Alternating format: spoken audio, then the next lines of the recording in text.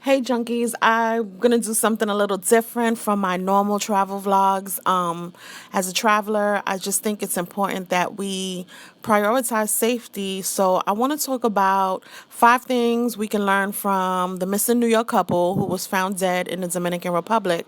Now, I am from New York City. This couple, I believe, is from Mount Vernon, which is fairly close to the Bronx. I'm from the Bronx, so this kind of hits close to home. And also the fact that, if they're a couple, I travel all the time with my husband. So it's something that you can say to yourself, like, wow, that could happen to me. So it's just important that we learn some things from the things that's going on around us and try to really live safer, healthier, happier lives. So I just want to go over this to start. New York couple took a trip to the Dominican Republic last month, but never returned home. According to news reports, Portia Ravenelle was found unconscious on the highway by local fishermen in the Dominican Republic. She died at the hospital days later. The body of a man matching the identity of Orlando Moore was found floating in the ocean about 25 minutes from where Ravenelle was found. Dominican police are saying that the couple may have crashed their vehicle on the highway en route to the airport, which was 100 miles from their hotel. They were supposed to catch a 2 a.m. flight, from what reports state. The flight was going back to Newark, but their car crashed about 15 to 20 minutes from the airport in Santo Domingo. Video surveillance at a toll bridge showed the couple alive at around 1:40 a.m. So their flight is at 2 a.m. and video surveillance showed them alive in their car at a toll bridge at 1:40 a.m. So that right there says something. And I just want to say that while this story is tragic, we can all learn some things from their experience so that we can make better decisions when booking our trips to foreign destinations. While fun and relaxation are important, safety should be a top priority when traveling to any country. I want to share 5 things to learn from Portia and Orlando's untimely accident. Now, the first thing I want to talk about is the fact that their hotel was, I believe, 100 miles from the airport. So, from what I understand, they may have scored cheaper flights, and I just want to say that cheaper flights may cause inconveniences. That's number one. So sometimes you think you're catching a deal, but there are so many inconveniences that can come behind that deal that you thought you've caught. I wrote about an expensive travel. I don't know if you guys know that I'm also a blogger, so I wrote about an expensive travel mistake that I made with my daughter, Niagara Falls, where Expedia suggested that we fly from New York City to Toronto, and unbeknownst to me, Toronto is about an hour and 20 minutes from Niagara Falls, Ontario. This mistake was costly for me. I ended up paying over $200 in cab fare round trip. So I thought I caught a deal and didn't realize that it was a significant distance between the two areas and ended up paying way more than I anticipated. So Portia and Orlando's flight was leaving from an airport that was 2 hours away from the resort they were staying. Now, forgive me if I'm wrong. I don't want to give you guys wrong information. From news reports, the airport was 100 miles away. I don't know if that translates to 2 hours, but it was a significant distance. So while trying to score a cheaper flight, take into consideration the cost of a car rental, maybe bus fare, cab fare. Like I said, I ended up paying over 200, maybe close to $400 in cab fare, car service to get to and from the airport. So, and I just want to also encourage you to be mindful of the extra travel time, which can cause anyone to miss their flight if they're in a rush. So just because you have a cheaper flight, consider that inconveniences do come with the cost. Avoid driving at night is my number 2 lesson to learn. My husband and I rented a car in Aruba recently and went out at night for a dinner date. We ended up going in the opposite direction from our planned destinations. The roads were dark, windy, and some of the streets were not properly marked. We found ourselves in a secluded area, and guys, my heart was pounding. We found ourselves between roads with no side barriers that led to cliffs above the ocean and desolate streets in a downtrodden neighborhood. I told Omar that it's best that we avoid driving at night. GPS didn't necessarily work for us, and I don't have an international phone plan. So when I travel, most of the time my phone doesn't even work. He has roaming service, so he was able to use the GPS, but it didn't always work for us. So I really want to encourage you guys to avoid driving at night. If you are not familiar with the area, it's best to use a credible car service. Maybe if you have a friend or family member that's out there, let them drive, or just stay home. Don't drive at night at all because it's very dangerous.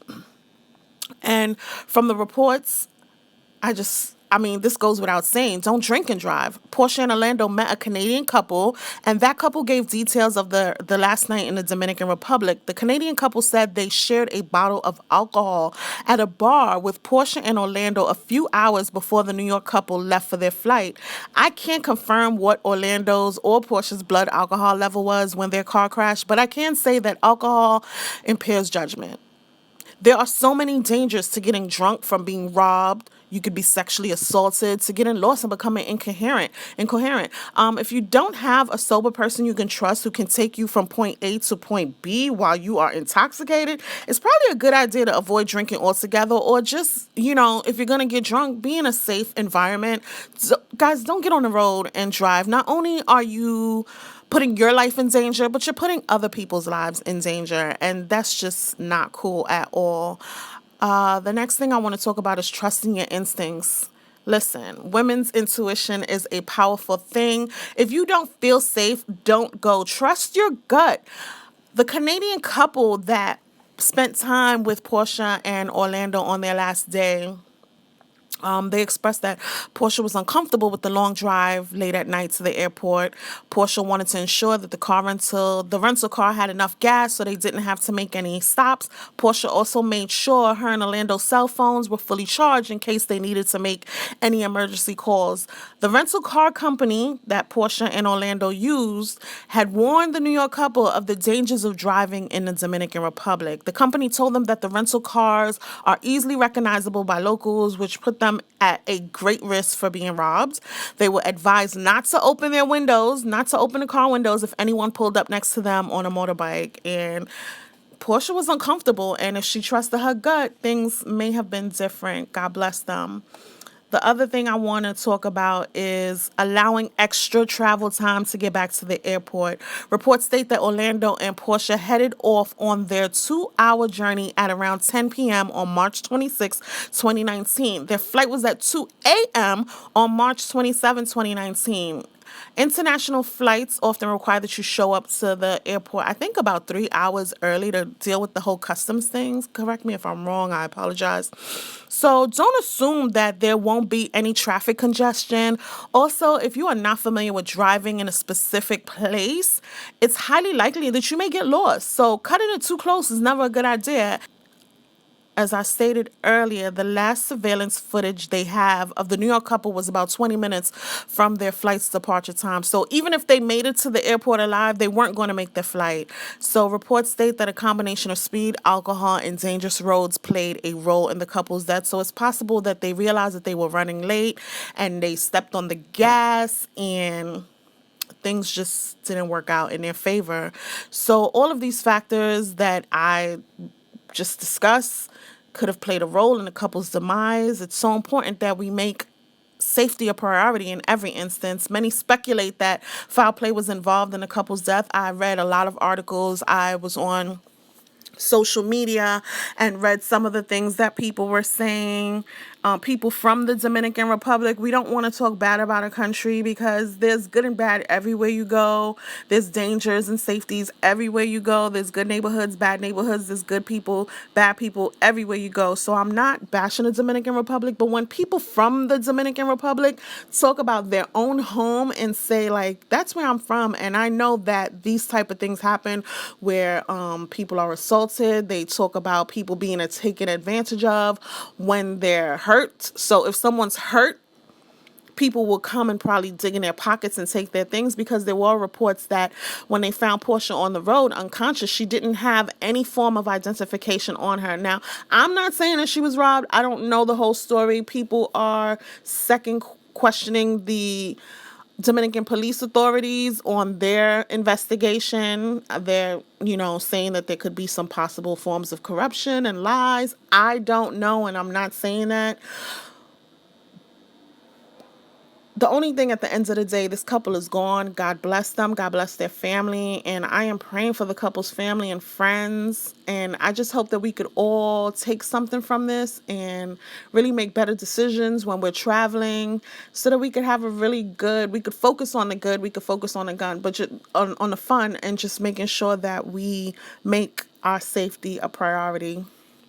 So, guys, that's it, really. Share your thoughts by commenting below. If you currently reside in the Dominican Republic, I'd love to hear what you think about this story. If you visited the Dominican Republic in the past, comment below, share your experience. I've actually gone to the Dominican Republic. I did Cabarete, Sosua, and Puerto Plata, and I'll share my experience in a separate video.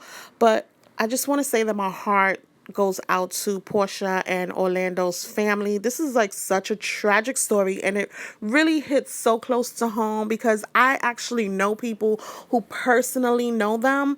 And before the story hit major news networks, I saw it on my timeline. I saw the missing photos of like someone helped find my friend. Him and his girl were missing. So this hits close to home. Also, the fact that my husband and I travel a lot together, and we party, we drink. I just want to help other couples, including me and my husband, to make better decisions when we travel so that we can have a safe trip and go home alive to our families. My prayers, my thoughts go out to the family. Guys, thank you so much for watching.